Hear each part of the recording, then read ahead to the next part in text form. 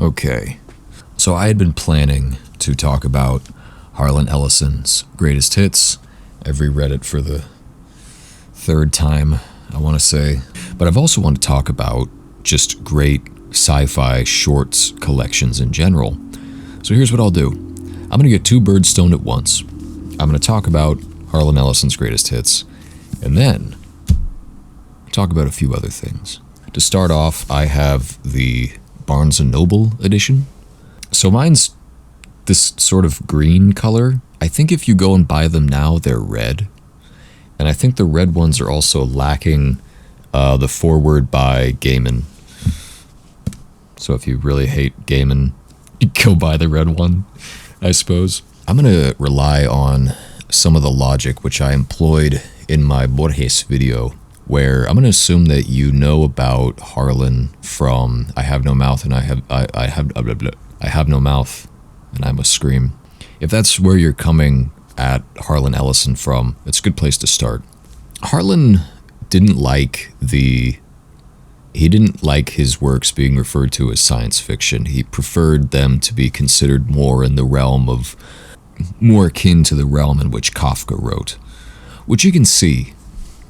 I would also say there's a bit of some Rod Serling in there. I think there's definitely a Twilight Zone sort of gene within a lot of the stories, especially within here, because being as prolific as he was in both books and TV, this is a small fragment of his output.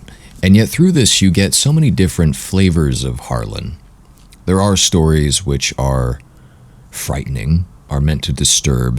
You have a few stories that get kind of close to that sort of just like abject, almost nihilistic vein of sci-fi. I think about the one, It's Just Not Fair. What's that one? The one with the guy in the bank vault. You know? Stuff kind of like that. You get a few stories that get a little like there. You also have ones that have that kind of pulpy mid 20th century spookiness. There's a story called Pretty Maggie Money Eyes, which, I don't know how you say, has a very rich feeling to it. You should go read it. Just read the damn thing. Something that I can also appreciate about this collection is that also I had a really stupid point that I had prepared for this video. I was going to say, if this book didn't exist, you would wish it had, which that doesn't make any sense. And I think if I was to say that in earnest, if ever you saw me touch my face, or if you noticed a welt developing, that was the ghost of Ellison giving me a shiner. No, but one thing I can appreciate about this is the fact that it's organized. It's not organized in chronological order of publication. I'm not the biggest fan of that. I think that there's certainly an academic, I don't know what the word would be, appeal to the academic persuasion appreciation, when you arrange a work like that. I think that also there's a bit of a detriment there in that if you just want to get to the good stuff, you gotta read a ways.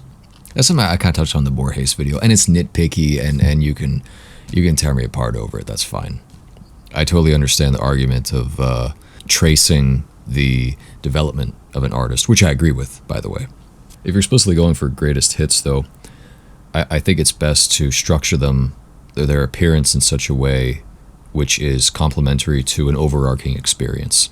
There's a sort of pacing involved. I guess it's almost like structuring a musical record in a way, except you have 20 songs from across time.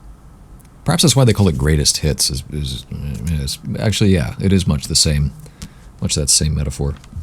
Easily, however, and what I think is a testament to Ellison as an artist and as one who, Windows Defender, well, that's just merry. Something which I think is a testament to Ellison as an artist and to the breadth and quality of his oeuvre, which was captured in this piece, is there's a work called Paladin of the Lost Hour. And it's in here, and it's my favorite. It is my favorite. And I think you'll like it.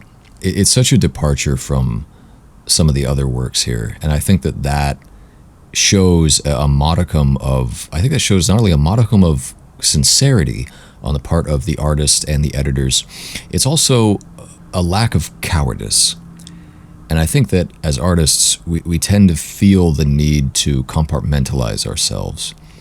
And Ellison, whatever part of his brain that felt that, he spooned it out with a toothpick and some isopropyl and a pencil, because he did not have that. And the spirit of a frightening sincerity comes through. So, Harlan Ellison's Greatest Hits. You can still find it. I know they have it at Barnes & Noble.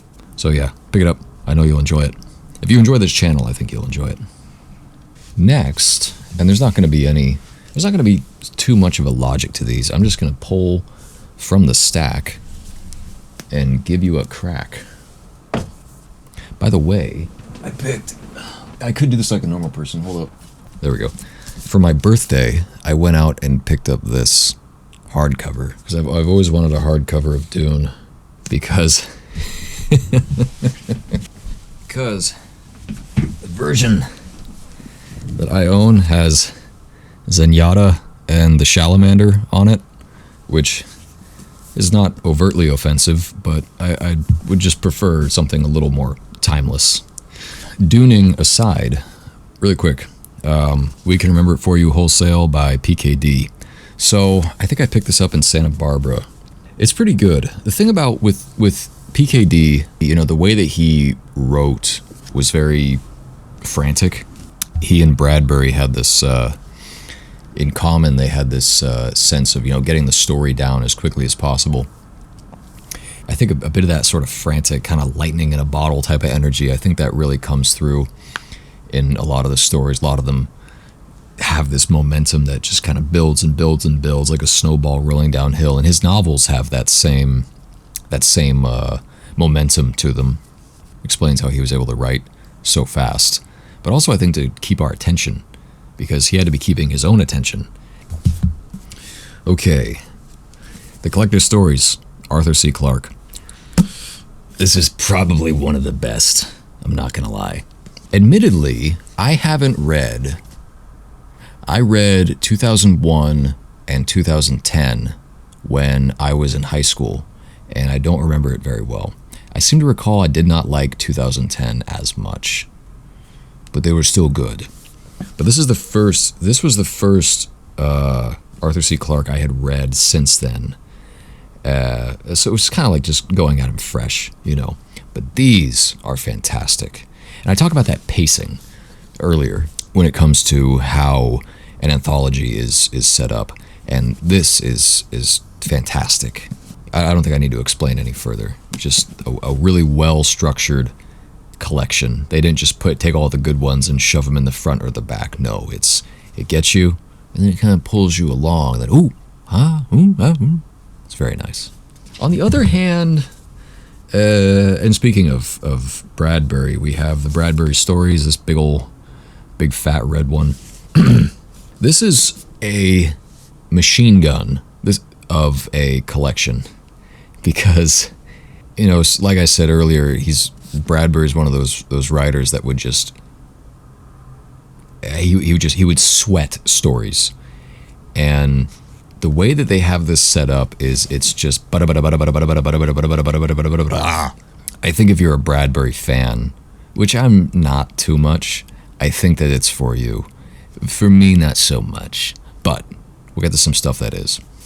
I suppose I am kind of saving the best for last, because what's in my hand right now I'm going to talk about at the very end. Really quick, welcome to Monkey House. I love Kurt. I don't love this collection.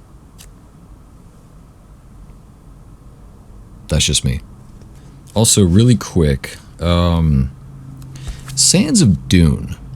Now, fingers in the way. By the way, there is a giant spotlight like 3 feet away, so that's why the shadow is so stark. Some of these other videos you can't see anything, so I in lieu of the stupid, in lieu of this insipid little mosquito of a lamp. I decided to go downstairs and grab my big lamp. Yeah. Just means it's kind of hard to present things in such a way where my hand is not in the way. Anyway, Sands of Dune, Brian J. Herbert, Kevin J. Anderson. So, I mean, there's like 40 Dune books. That's not true. There's like 26. It's kind of interesting because it's a series of short stories. I suppose if you're really, really interested in backstory, and actually, this is a good point. A good point that sort of defeats my remarks. If you're really interested in the events leading up to Dune, I do recommend this. But what I also recommend are the Chapter House series. Yes, I have one of them. I have one. So you see there's the House Atreides, and then there's Harkonnen, Carino. Anyway, prequel to Dune. Prequel to Dune. Except this one's a novel and this one's short stories. Gurney Halleck is in it. Raban is in it. Yeah, you get to learn about their exploits if you find that interesting. I think I'm just about through. Oh, okay. Here we go. So, I would be remiss if I did not bring up Asimov. And this collection is magnificent. Hands down. You know, I've read Foundation. I have not read iRobot. But I would say that if you're looking to get into Asimov and you're not ready to take on one of his novels, Nightfall is I cannot think of a better introduction. Really quick, and so this is interesting. This is The Dark Tower by C.S. Lewis. This was published posthumously from unfinished works that Lewis left behind. And so the stories aren't done, but they're really cool stories.